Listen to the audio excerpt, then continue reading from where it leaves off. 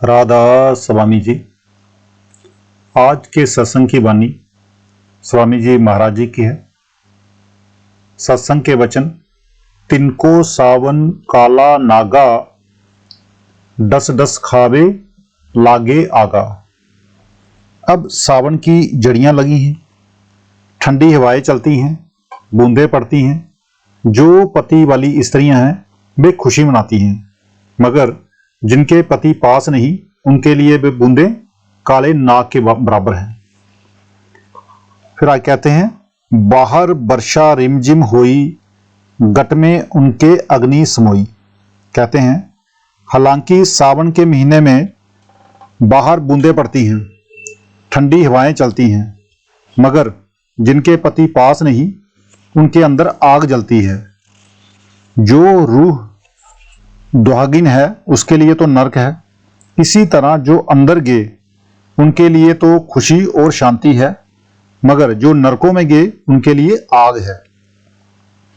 अग्नि लगी मानो तन मन फूंका, उनके बावें पड़ गया सूखा। जिनके पति परदेश हैं उनका तन मन जलता है, उनके लिए मानो पानी बरसा ही नहीं, उनके लिए सावन आया ही नहीं। इसी तरह जिन्हें गुरु नहीं मिला, शब्द नहीं मिला, उनका मनुष्य जन्म बर्बाद हो गया, बल्कि पाप करके सिर पर बोझ बांध लिया। फिर आगे कहते हैं, तीज त्योहार कछु नहीं भावे, मन में दुख नहीं हर्ष समावे। जिनके पति पास हैं, जब कोई ब्याह शादी तीज त्योहार होता है तो उन्हें खुशी होती है। इसके विपरीत मैंने कई बार देखा है कि जिनके पति परदेश हैं, जहाँ जो विधवा हैं, वे ऐसे मौकों पर रोती हैं। इसी तरह जिन्हें नाम मिल गया वे मनुष्य जन्म में सुख भोगते हैं, और जिन्हें सतगुरु रूपी पति नहीं मिला वे नरकों में रोते रोते जाती हैं। फिर कहते हैं, पिया बिन सावन कैसा आया, जेठ तपन जस जीव जलाया। जिस तरह उस दुहागिन स्त्री के लिए सावन का महीना बरसा ही नहीं, उसके लिए सावन ऐसा है जिस तरह जेठ तप रहा है। जिस रूह को नाम नहीं मिला, सतगुरु नहीं मिला, उसके लिए मनुष्य जन्म जैसा आया वैसा ना आया। जिस तरह कुत्ते बिल्ले जन्म बोकर चले गए, इसी तरह वह भी चला गया। यही गुरु अर्जुन साहिब फरमाते हैं, गुरु मंत्र हिंसे जो प्राणी, दृंगत जन्म भ्रष्टन, कुकर सुकर गर्दव काका, सरपन तूल खले। कहते हैं जिसे मनुष्य जन्म पाकर गुरु नहीं मिला और गुरु ने उसे 5 शब्दों का वेद नहीं दिया, उसका जन्म लेना किसके जैसा है? गधे जैसा, कुत्ते जैसा, सुअर जैसा, कौवे जैसा, सांप जैसा। जिस तरह गधे, कुत्ते, बिल्ले, सांप वगैरह अपनी जोनी बोकर चले गए, उसका भी यही हाल है। फिर आप कहते हैं, जीव जले बिरह अग्नि में, क्योंकर शीतल होए, बिन वर्षा पिया बचन के, गेई तरावत खोए। जिन्हें पूरा गुरु नहीं मिला, नाम नहीं मिला, और उन्होंने जीते जी परमात्मा को नहीं देखा, उनका ऐसा हाल है कि जिस तरह दुहागिन स्त्रियों ने पति को नहीं देखा। वे प्यार किसके साथ करें? उनके दिन रात तड़पते हुए गुजरते हैं। परमात्मा सबके अंदर है, क्या हिंदू, क्या मुसलमान, क्या सिख, क्या ईसाई।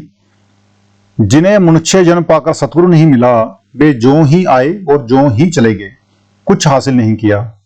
फिर आगे कहते हैं, जिनको कंत मिलाप है, तिन मुख बरसत नूर, गट शीतल हृदय सुखी, बाजे अनहद तूर।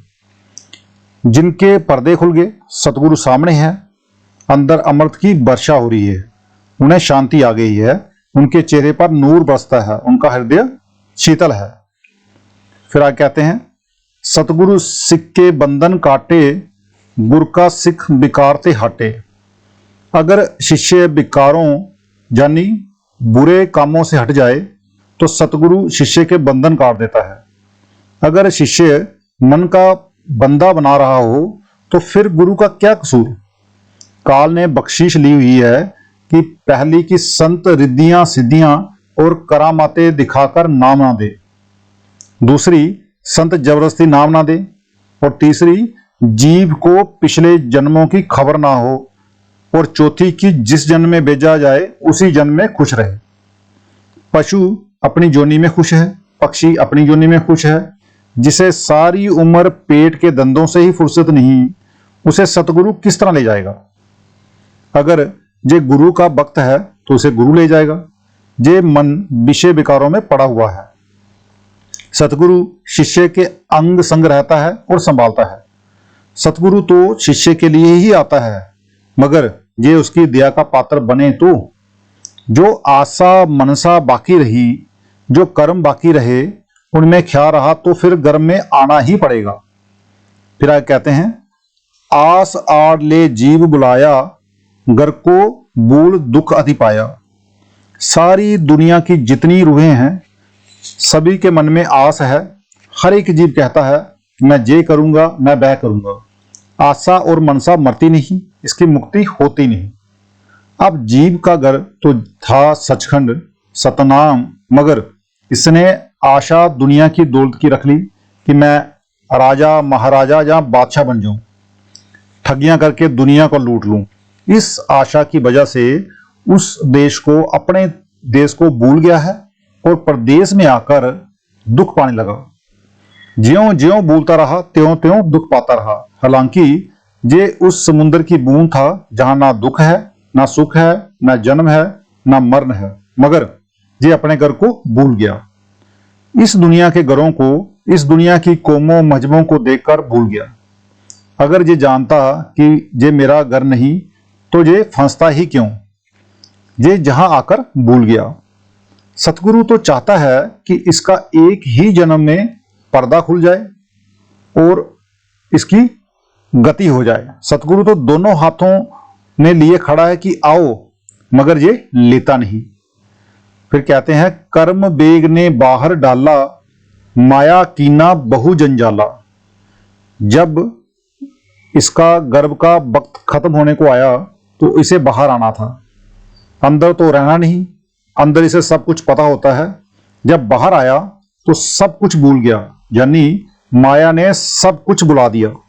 जो कुछ वह घर में सोचता है कि उसके मुताबिक ये बाहर आकर कर्म करता और दुख सुख भोगता है। घर में उल्टा लटका हुआ होता है, वहां दिन रात पुकार करता है कि हे मालिक, अगर तू मुझे बाहर निकाले तो मैं तेरा श्वास श्वास नाम जपूंगा, मगर बाहर आकर सब कुछ भूल जाता है। फिर कहते हैं आगे, बाल अवस्था अति दुख पावे, बेदन बारी नित सतावे। इसे जन्म लेते ही दुख भोगना पड़ा, क्योंकि ये संसार दुखों का घर है। अगर आप इंद्रियों के भोगों को सुख समझो तो ये आपकी मौज, वरना उनका नतीजा क्या है? रोग, दुख और नरक। अगर आप शराब पी लो और नशे की मस्ती को सुख कहो तो आपकी मर्जी, मगर जब नशा उतरा तो फिर दुख, बल्कि पहले से भी ज्यादा दुख होगा। सो हजूर स्वामी जी महाराज फरमाते हैं कि जब ये दुनिया में आया तो इसके लिए दुख आने शुरू हो गए। कौन से दुख? ये आगे कहते हैं, मुख बोले ना सैन चलावे, काहू दुख अपना ना जनावे। मांस का लोथड़ा सीधा लटाया तो सीधा पड़ा रहा, उल्टा लटाया तो उल्टा पड़ा रहा। ये एक बच्चे का हाल होता है। छोटा बच्चा जब होता है, दूध में लटा दिया तो शाम में लटा दिया, बोलता तो है नहीं कि मुझे दूध में लटाया हुआ है, जहां शाम में लटाया हुआ है। ना से मुंह से बोल सकता है, ना इशारा कर सकता है। ये दुख नहीं तो और क्या है? सर्दी लगती है, गर्मी लगती है, मच्छर काटते हैं, प्यास लगी है, बोल सकता नहीं, भूख लगी है, बोल सकता नहीं। ज्यादा दुख हुआ तो रो पड़ा। इससे ज्यादा अपना दुख जाहिर करने का और कोई तरीका है ही नहीं, जरिया है नहीं। फिर आगे कहते हैं, दुख में रोवे अति बिलावे, मात बिदा बुद्धि काम ना आवे। अब ये रोता है, इसके पास और कोई हथियार नहीं। जब दुखी हो तो रोता है। अब अगर कमर में दर्द है तो मां जुलाब देती है, बीमारी और है, दवा कुछ और देती है। ये दुख नहीं तो और क्या है? माँ बाप सोचते हैं मगर असली राज नहीं समझते। बच्चा बता नहीं सकता और माँ बाप की अकल काम नहीं करती। फिर आगे कहते हैं, दुख कुछ और है, औषध कुछ करी है, उल्ट पलट संतावे दे हैं। इसका सर्दी या गर्मी से सिर दुखता है, माँ बाप जुलाब देते हैं, उल्टा और दुख हो गया। जहां इसे भूत प्रेत निकालने वालों के पास ले जाते हैं, उनकी दुनी और इलाज से दुख और बढ़ जाता है। बीमारी कुछ और है, दवा कुछ और है, नतीजा क्या निकला, इसके दुख और ज्यादा बढ़ गए। फिर कहते हैं, बालपना अति दुख में बीता, बे किशोर खेल मती लीता, मात पिता चाहे पढ़वाना, जे रहे निस्दिन खेल दीवाना।